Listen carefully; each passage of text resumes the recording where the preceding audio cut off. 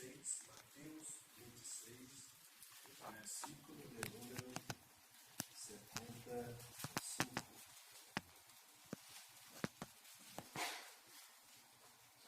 Vamos a Deus porque aquilo que o Senhor tem falado. Eu fui conversar lá com o pastor Vandermil, eu disse a ele que para compreendermos o Evangelho, devemos pedir a Deus que nos dê a mente de Cristo. Paulo ele dizia, irmãos, rogo-vos que tenham a mente de Cristo.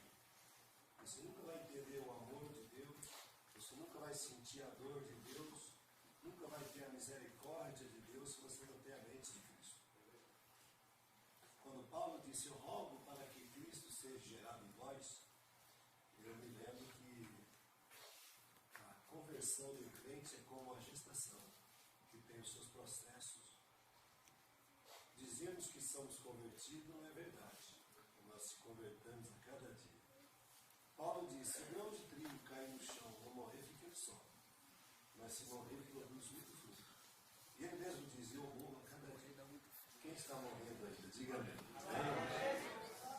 E um dia, Silvano, eu fui pregar para o moço, que ele era assim, cientista, né? E ele falou uma coisa, Vanderlei, que eu guardei. Ele disse, João, quando uma rosa abre, muito cortada, ela está viva? Eu disse, tá. Ele falou, não, ela está morta. Você vai lá com uma roseira, coloca um copo d'água, ela está murcha, ela abre, né? E parece que ela está viva, mas ela está morta. Ela falou, sabe quando o homem morre? Eu disse, não, quando corta o cordão umbilical dele também. Ali ele já está partindo para a morte. Eu falei, que verdade, ele vai abrir, vai desabrochar, mas ele vai morrer de novo. E aí Moisés disse, o homem é como a erva, que de manhã está bonita e à noite está murcha e morta. Assim é a nossa vida. Para o teu irmão diz, por isso que nós morremos a cada dia. A cada dia nós morremos. Quando eu ouvi a mensagem dos irmãos que pregaram, e o pastor Paulo trouxe uma mensagem muito de Deus, né? O Senhor me falava sobre a segunda oportunidade. Que na verdade ele dá oportunidade para nós todos os dias. Mas eu quero falar de um personagem da Bíblia, o nome de Pedro. Quantos minutos eu tenho, pastor? Pastor Matias? Quantos minutos eu tenho? Pastor Matias? Quantos minutos eu posso falar? Quantos minutos eu posso falar? Quantos minutos eu posso falar? Vai até amanhã. Versículo de número 75, quem encontrou, diga amém. Amém. E lembrou-se Pedro das palavras de Jesus que lhe disseram, antes que o galo cante, 3 vezes me negará. E saindo dali, chorou amargamente. Nós já ouvimos falar de Pedro aqui. E por nós, eu acho que eu já falei isso, você também já. Às vezes por falta de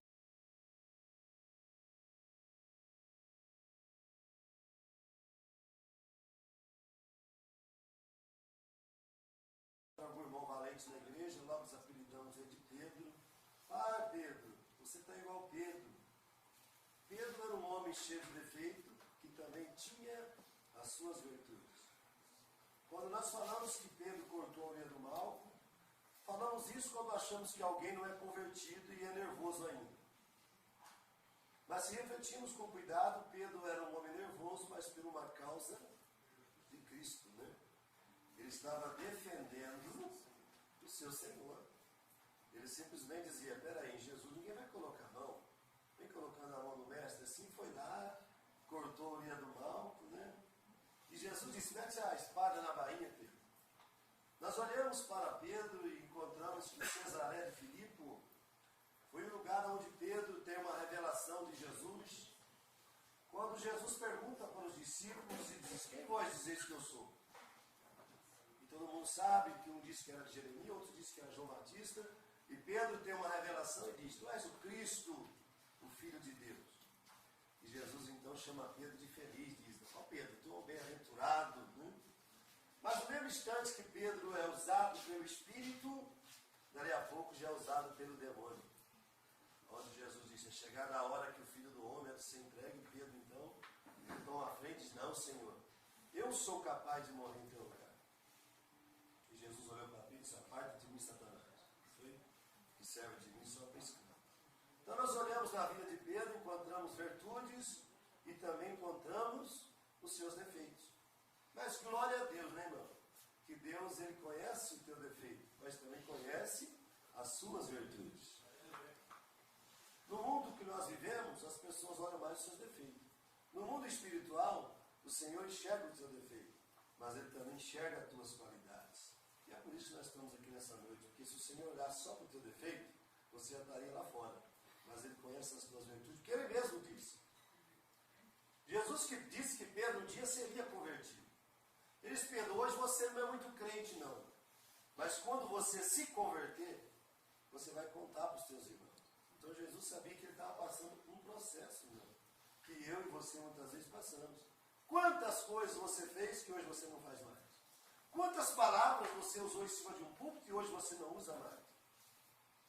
Me lembro quando eu era líder de jovens em Santa Rita, a irmã Rosa sempre puxava meu orelha. João, vai devagar com o jovem tem que ter paciência, o jovem tem que ter jeito. E às vezes eu era também novo, né? E achava que, não, irmã Rosa, o que ela quer que deixe o jovem fazer? Ela estava entendendo que o jovem tinha que passar um processo que eu e você também já passou.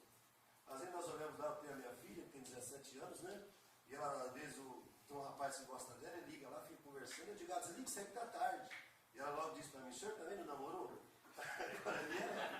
E nós queremos que as nossas filhas, ou nossos filhos, sejam igual a gente. Amém, igreja? Amém. Eu estou falando da segunda oportunidade. Porque Pedro, irmãos, eu preguei uma mensagem uma vez sobre 5 coisas que deixaram Pedro cair. E uma das coisas que foi que Pedro caiu, qual foi uma das coisas que fez Pedro cair?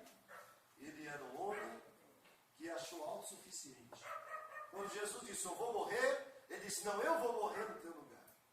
A morte da cruz era tão dura que o próprio Jesus, lá no Getsemane, a Bíblia diz que ele chegou a pedir a Deus que lhe passasse aquele cálice. Pedro achava-se já suficiente. E se quer uma coisa que faz um pastor, uma igreja, um obreiro, um cantor cair, é achar que você é autossuficiente. É achar que você não precisa do conselho de ninguém, que você faz, que você é, que você pode. Nós só podemos fazer quando temos na nossa vida a presença de Deus. Quando Pilatos olhou para Jesus e disse, olha, eu sou capaz, eu tenho poder para te soltar. Eu tenho poder para te prender. Jesus disse, você não teria nada se Deus não te desse. Então Pedro, ele achou autossuficiente. Foi o motivo da sua queda. Segundo motivo da queda de Pedro, ele seguia Jesus de longe. A Bíblia diz que no momento que Jesus estava preso, Pedro seguia Jesus de longe. E há um problema, irmão, quando o crente segue a Jesus de longe. Quando você segue a Jesus de longe, você não tem uma visão clara. Quando uma pessoa pergunta, você ouviu? Eu estava meio de longe, não ouvi direito. Você enxergou? Eu estava meio de longe, também não enxerguei direito. Mas quando você segue Jesus de perto, tudo aquilo que ele faz é sabido a você e é revelado para você. Amém? Amém. Falando da segunda oportunidade. Então Pedro agora está seguindo Jesus e Jesus diz para Pedro, olha, antes que o galo cante 3 vezes me negará. Eu quero que você reflita comigo a mente de Pedro naquele momento. E mais um pouco adiante, é sabido de todo mundo que Pedro então nega Jesus. Negou porque tinha que se cumprir aquilo que Jesus falou. Eu estava ouvindo o pastor hoje falar da vida de Acabe, da vida de Jezabel, da vida de Josafá. Por que Deus permitira que os profetas mentissem para Acabe? Porque Deus trabalha dentro de uma ordem.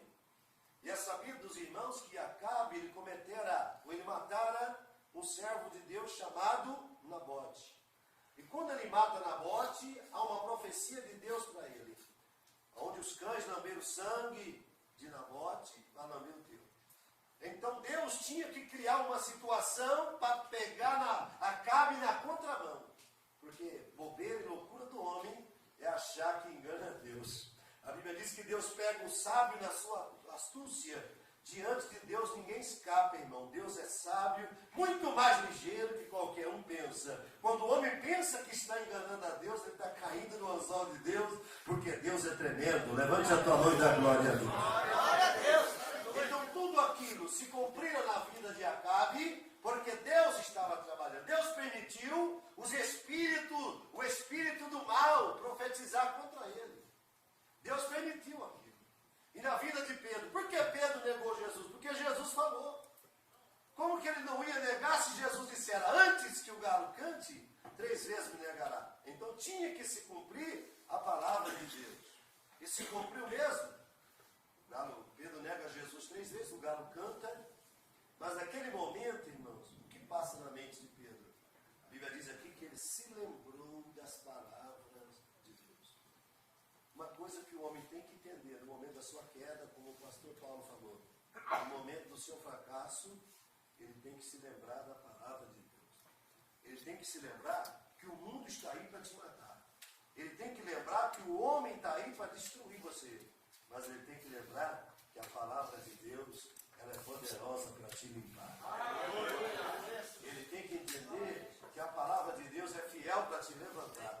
Ele tem que entender que a Bíblia diz que o justo cairá 7 vezes e o Senhor tornará levantado. E ainda que caia, não ficará prostrado. Por quê, irmão? A queda é do homem. Nós olhamos no Gênesis, nós vemos que quando Adão pecou, o coração de Deus se entristeceu. Porque Adão, ele era igual a Deus. Hoje nós vemos muitas pessoas dizendo, nós temos a imagem e a semelhança de Deus. Não é verdade. O homem tem a imagem de Deus, mas a semelhança ele perdeu. Ele era igual a Deus, porque Deus disse assim, ó, façamos o homem igual a nós. E a serpente vem e rouba a inocência do homem. Ele rouba a pureza do homem, dizendo, sabe por que Deus não quer que você come? Porque o dia que ele comer, você será igual, ele já era. A serpente simplesmente queria arrancar o algo de bom que Deus colocara em Adão. E é isso que o diabo quer fazer comigo e com você. Às vezes você é um pastor, prega bem, canta bem, o diabo logo levanta alguém, você acha, eu sou bonito, sou gostoso, é nada. O diabo só quer arrancar o que Deus colocou de bom na sua vida. Às vezes você é uma cantora que canta e prega, o diabo logo manda alguém para arrancar o que Deus tem de bom na tua vida. Faça que nem a Nabote nessa noite, não troque, não vende, não dê, porque o que Deus tem na tua vida é grande.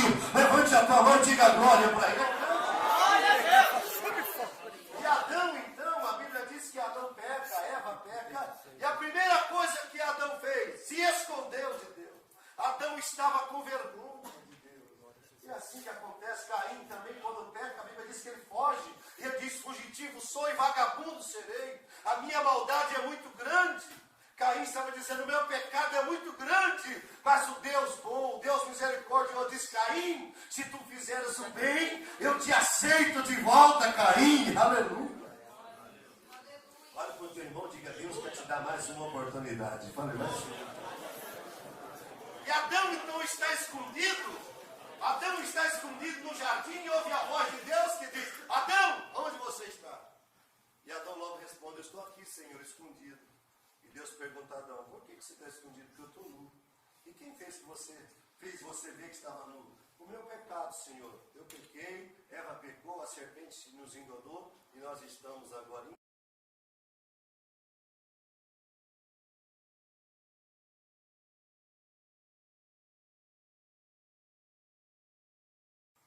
e da carneira e arranca a pele e veste Adão. Ele está dizendo agora é encoberta a tua vergonha. Está entendendo a mensagem? Agora é encoberta a tua vergonha. Lá no Apocalipse, Jesus aparece dizendo, eu sou o cordeiro que morri por vós na fundação do mundo. Quando Deus está matando o cordeiro, Ele está dizendo, um dia um cordeiro será morto para encobrir a tua nudez. Olhamos para o livro de Apocalipse, onde o pastor disse ontem, a igreja de Laodiceia. Aconselho-te que unge-te com colorir para que veja, e te vista de veste branca para que não apareça a tua nudez. Aí eu pergunto, o que é? O que pode deixar o homem branco? Isaías 1,16. O teu pecado será mais branco do que a lã, se tu tomar um banho no sangue de Jesus Cristo. Levante a tua mão da glória. Então Pedro, nesse momento, tomando assim, ali Deus. mas você vai conseguir viver, porque Deus podia matar Adão ali. Então Deus dá uma segunda oportunidade. Quando Pedro agora ele nega Jesus, você já parou para pensar como ficou o psicológico de Pedro? Ele não conseguiu conversar com Jesus mais. Ele não teve diálogo com Jesus mais. Ele vê Jesus de longe e a Bíblia diz que ele chora amargamente, lembrando das palavras de Jesus. E o que ficou na mente de Pedro? Eu não presto para mais nada. O que se passou na mente de Pedro? Jesus nunca mais vai querer ser meu amigo. E a Bíblia diz que Jesus morre. E Pedro não tem a oportunidade mais de chegar para Jesus e dizer, me perdoa, meu amigo. Mas dentro do coração do Pedro, ficou o psicológico de Pedro está lá abalado, dizendo, eu fui um traidor, eu neguei Jesus, eu fiz tudo errado para Jesus. Mas Jesus estava preparando a segunda oportunidade para Pedro. Por quê? Porque Jesus conhecia o coração de Pedro. Ei, olha para dentro de você agora. Você tem tanto defeito. Às vezes sua boca fala o que não deve falar. Você olha onde deve falar. Mas dentro do teu coração existe. Mas eu te amo, Jesus. O Senhor sabe que eu te amo. E Jesus sabia que Pedro o amava. E a Bíblia nos diz que Jesus então morre. E a Bíblia nos diz que no domingo de manhã as mulheres vão ao sepulcro. Né? Falando da segunda oportunidade. E quando chegam ao sepulcro, elas encontram quem? Jesus. Né? Pensando que era um hortelão, não é isso, meu Jesus abraça elas e diz, agora eu quero que vocês vão na minha frente para Galileia. E aí, Senhor? Eu quero que vocês fiquem reunidos. E daí, Senhor? E eu quero que vocês falem para uma pessoa chamada Pedro. E diga para ele que eu quero vê-lo e quero ter uma conversa particular com ele. Estou sentindo a presença de Deus. A segunda oportunidade. Onde é que Deus dá a oportunidade para o homem? Quando há dentro dele o reconhecimento do seu erro. Quando há dentro dele o reconhecimento. Mostra isso na Bíblia, pastor. Olha para Ezequias. A Bíblia diz que ele estava para morrer. E ele tinha pecado, um pecado de morte. Pecado de morte naquela época, que um adultério, aquela coisa assim. Ele tinha pecado. E a Bíblia diz que o profeta Isaías vem na casa deles, põe a tua casa em ordem. O pastor Matias fala algo que é verdade. Você não pode continuar no erro. Porque a vontade de Deus não é que o homem permaneça no erro mesmo. Ele dá oportunidade. Mas ele quer que você saia do erro. Ele quer que você reconheça o teu erro. Então Ezequias, irmãos, a Bíblia diz que Ezequias faz uma oração. Mas na sua oração ele cobra a Deus.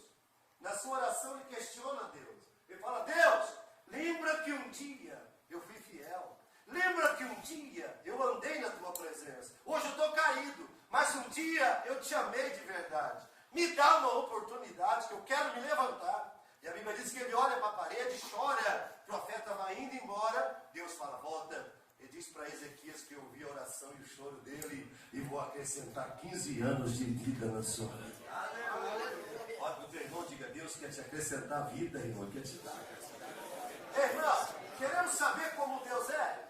Você quer saber como Deus é? Olha para Oséias. Oséias é o tipo de Deus e a mulher é o tipo da igreja, Israel. E a Bíblia nos diz que Deus manda Oséias casar com uma prostituta, que de dia dormia com ele e à noite com os deuses. E a Bíblia nos diz que ali representava a nação de Israel, que estava pecando diante de Deus, mas Deus diz para Oséias, ela pecou, mas receba ela de volta. Sabe por quê, amado? Deus não abre mão de você. Aleluia. O Senhor não quer perder você. Nesta noite, se você caiu, reconheça o teu pecado e Deus vai te trazer de volta. E você vai ser mais do que você era. Levante a tua mão e diga glória a Deus.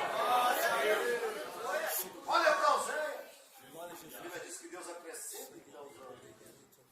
Agora você quer ver o que acontece na sua vida? Quem perde mais em sair da presença de Deus? É você. Nós olhamos para a Bíblia e vemos que Jonas, a Bíblia diz que ele foi designado por Deus para ir pregar em Nínive. E ele toma um rumo ao contrário. Rumo ao contrário. E a Bíblia diz que quando ele toma um rumo ao contrário, um vento vem soprando. Você sabe por que muitos ventos vêm na nossa vida? É Deus te assoprando para o caminho reto. Porque, veja bem, se Jonas está indo na contramão e o vento está soprando ao contrário, se ele estivesse na direção de Deus, o vento levaria onde o Senhor queria. Mas como ele estava na contramão, então o vento estava balançando o barco. Olha para o teu irmão e diga assim, dá uma viradinha no seu barco hoje, Pai. E Deus vai te levar onde Ele quer.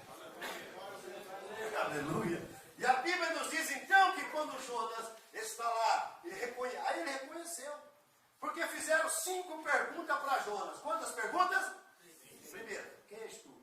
De onde vem? Para onde vai? Qual é a ocupação? Qual é a tua terra? E Deus pergunta a você nessa noite, qual é a tua ocupação? No que você tem ocupado o teu tempo? Ah, Senhor, eu tenho estado desocupado. Então é noite de se ocupar das coisas de Deus. Sabe o que Paulo diz para Timóteo? Medita nessas coisas e ocupa-te nelas. Porque fazendo isso, salvará tanto a ti e tanto aqueles que te ouvem. Falando da segunda oportunidade. Então Jonas agora, desocupado, pecando no caminho errado, fora da direção de Deus. Eu preguei há pouco dia na igreja do pastor Donizete. Cuidado com a sua atitude. Por que Noemi sofreu? Por que Abimeleque sofreu? Por que a casa dele houve luto? Porque saíram-se em direção de Deus e sofreu a consequência. Jonas agora tinha pecado contra Deus porque estava tomando o rumo errado. E a Bíblia nos diz então que quando ele cai na barriga da baleia, ele clama ao Senhor. E diz, ó Senhor, me perdoa que eu pequei. Eu errei. E Deus dá uma outra oportunidade e manda a baleia jogar Jonas na praia. Deus, nessa noite, irmão, Ele quer que você simplesmente faça, eu quero fazer a tua vontade, Senhor. Eu estou errado, Senhor. Eu tenho sofrido um vento na minha vida por minha culpa, Senhor. Mas nessa noite me dá uma oportunidade que eu quero voltar a fazer o que eu fazia antes. Levante a tua mão e diga glória. Falando da segunda oportunidade. E a Bíblia nos diz então que Pedro agora, ele, o que ele faz? Ele reconhece seu pecado. Agora imagine você, irmão, quando Pedro, as mulheres chegam e Pedro está lá todo decepcionado com aquilo no coração. Já aconteceu com você? Comigo não, mas já vi pessoas dizer, eu briguei com uma pessoa, não consegui pedir perdão, ela morreu. Eu discuti com meu pai, ele morreu, a pessoa carrega dentro dela o quê? O remorso. Então, com certeza, o coração de Pedro estava cheio de remorso, dizendo, eu traí Jesus, um homem que só me fez o bem, um homem que só foi meu amigo nas horas que eu mais precisei, e eu acabei negando, traindo. Quando as mulheres chegam no cenáculo, na casa onde eles estavam, e traz essa notícia, encontramos Jesus. Jesus ressuscitou. Jesus está vivo. Eu acredito que Pedro estará na sala e diz, é mesmo? Ele está vivo? Está vivo. E ele falou alguma coisa? Falou. O que ele disse? Falou para a gente vir para cá. E o que mais? Ele mandou um recado para você. E o que ele mandou dizer? Que ele quer te ver. Aleluia. Levante a tua mão da glória. Ele quer te ver. Quer dizer que ele quer me ver? Quer te ver. Depois de tudo que eu fiz, depois de tudo que você fez, depois que eu traí, neguei, depois de tudo, aleluia, ele quer ter uma conversa com você, rapaz. Ai, meu coração, ele começou a entender o amor de Deus. Glória a Deus, aleluia. Quando pecamos, primeira coisa que achamos, meu pai não me quer mais. Foi o que o filho pródigo disse, que a Bíblia diz que fugindo para bem longe, ele pecou, né? E quando lá na sua terra, ele dizia dentro do seu coração, eu quero voltar para a casa do meu pai. Mas dentro dele dizia, mas ele não me ama como amava mais. Mas não tem importância, ainda que eu seja um empregado, um jornaleiro, na casa do pai é muito melhor do que aqui. Porque ele tinha dentro dele, eu saí da casa do pai, eu perdi a honra de filho, perdi a graça de filho.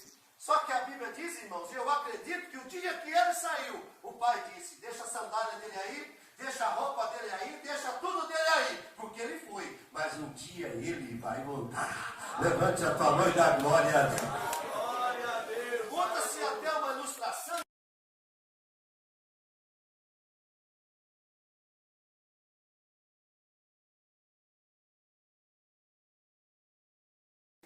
E o pai morava perto de uma linha do trem. E ele então conversa com um amigo e diz, eu quero voltar para a casa do meu pai, mas estou com medo dele não me aceitar, porque eu errei, fiz tanta besteira, será que ele vai me dar uma oportunidade? E aí o que aconteceu? Ele foi, então fala o seguinte, o senhor vai no trem e pergunta para o meu pai se ele me aceita. Se ele me aceitar, lá perto da linha, perto da casa dele, tem uma mangueira. Diga para ele que amarre um lenço na mangueira, que a hora que eu passar com o trem e ver o lenço, na próxima estação eu paro. E Deus, porque eu já sei que o meu pai me quer de volta. Mas se ele não me quiser, não ver nada na mangueira, eu vou embora reto e não volto nunca mais. O homem vai na frente, chega na casa do pai e diz, teu filho disse que quer voltar. E o pai dizia, faz tempo que eu estou esperando ele. E ele disse assim, se o senhor perdoar ele, é para o senhor pendurar o lenço na mangueira. O pai disse, não vou pendurar o lenço na mangueira. Cada filho que está em casa, vai no teu quarto, vai na tua cama, pega o teu lençol e amarra na mangueira. Pega o lençol. Você entendeu, irmão? Ninguém vai amarrar lenço, nós vamos amarrar logo o lençol na mangueira, para ele saber que o nosso amor permanece na vida dele. Aleluia! Quando o filho vai passando, e ele vê lá o lençol, já desceu sabendo que o pai queria ele de volta. É uma ilustração, mas é verdadeira. Certo filho fazia só besteira na vida, só besteira, só besteira. E um dia o pai falou assim, na fazenda, o pai era fazendeiro, fez uma forca bem grande e disse, filho, eu sei que após a minha morte você vai fazer besteira. Eu sei que depois que eu morrer, você vai fazer um monte de besteira, mas o dia que você perder tudo, vá até aquela forca e se mate. Ele pensou, jamais, até a forca se matar. Meu pai ficou doido. O pai morre, não demora muito tempo, que acontece? O filho perde tudo mesmo. E ele se lembrou muito com remorso, meu pai disse que eu ia perder tudo. Então só me resta fazer a última coisa que ele pediu, vou me matar na forca.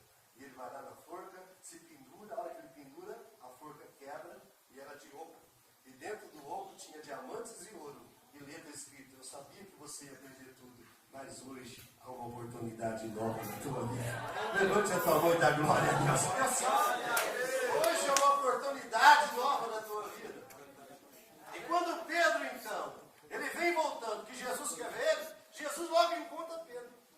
E a primeira coisa que Jesus pergunta para Pedro é, pastor Doresi, Pedro, você me ama? E Pedro diz, quer dizer que depois de tudo você está perguntando se eu te amo? Você me ama, Pedro? Eu te amo. Aí Jesus pergunta para ele, você me ama, Pedro? Te amo, Senhor. Aí Jesus pergunta a terceira vez, Pedro, realmente você me ama? Aí Pedro disse, o Senhor sabe que eu te amo. Sabe o que ele estava dizendo?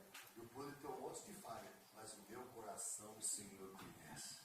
Aleluia. Levante a tua mão e diga bem, Deus.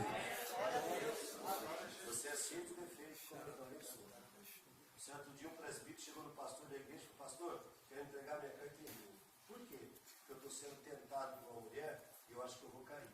Só que se eu cair, ninguém vai falar que eu sou crente mais, porque eu entreguei minha carteirinha, não quero trazer escândalo para a igreja, não quero trazer escândalo para ninguém. Pelo menos, pastor, eu não trouxe problema para a tua igreja. O pastor olhou para ele e disse, não faça isso, irmão. Eu prefiro um fraco na igreja do que um forte no mundo. Aquelas palavras animou aquele irmão e ele se pegou firme de novo. E hoje ele é pastor de uma grande igreja. Sabe por quê? Porque houve uma oportunidade para ele se levantar. E Deus nessa noite, filhinhos, não pequeis, mas se pecares, você tem um advogado. Martinho Lutero, todo mundo sabe que ele foi ganhador de almas. E um dia ele disse que teve um sonho, e no seu sonho o diabo o acusava, dizendo, você ganha muitas almas para Deus, mas você é um pecador. Você tem muito pecado. E eu quero que você assine aqui no meu livro, que eu quero te condenar diante de Deus. E ele foi e assinou o livro, dizendo, realmente sou pecador, mas o sangue de Jesus me purifica de todo o meu pecado. Você pode dar glória a Deus? Oportunidade. Deus sempre dá oportunidade. Quando Davi erra, numerando o povo, e ali ele numerou, porque ele se achou autossuficiente, foi um erro de Davi, e eu preguei esse dia na igreja, é verdade, irmão. Nós que somos pastores, às vezes falamos assim, eu mando, você cala a boca. Muitas vezes a coisa não funciona assim. Nós olhamos para Davi, quando Deus manda, diz que vai dar guerra para Davi. Primeira coisa que ele diz, eu quero que numera o povo. O seu primo disse, não é bom fazer isso daí. Se Deus disse que está dando a guerra, para que numerar o povo? Ele disse, faz o que eu mando e guarda o que você sabe.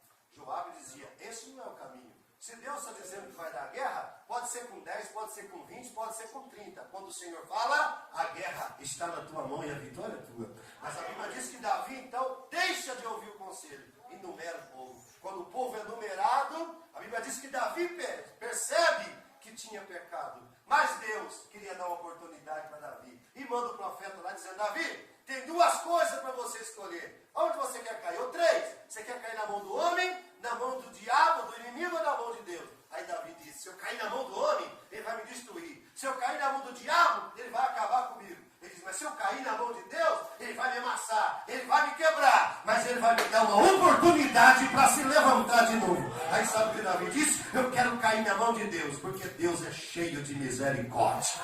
Coloque a mão no teu irmão e diga, você pode ter errado, caído, fracassado, mas na mão de Deus, ele